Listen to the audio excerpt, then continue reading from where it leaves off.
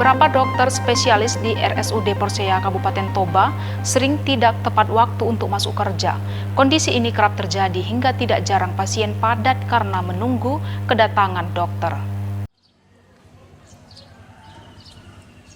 Sejak hari Rabu hingga Kamis atau tanggal 21 dan 22 April, beberapa dokter spesialis di poliklinik rumah sakit milik pemerintah itu tidak datang tepat waktu.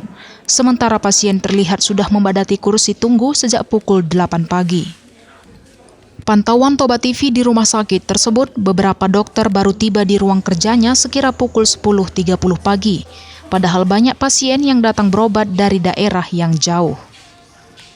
Terkait molornya jam kerja beberapa dokter spesialis tersebut, pihak rumah sakit enggan memberi komentar.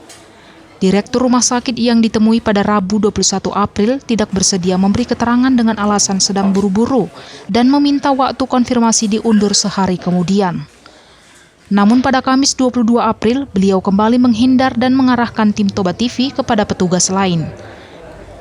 Sayangnya petugas yang ditunjuk kembali mengarahkan tim Toba TV kepada Kepala Seksi Pelayanan dan Medik, Marta Marpaung. Lagi-lagi beliau mengaku tidak berkapasitas untuk memberi keterangan perihal jam kerja dokter spesialis di rumah sakit tersebut. Dari Kabupaten Toba, tim Toba TV melaporkan.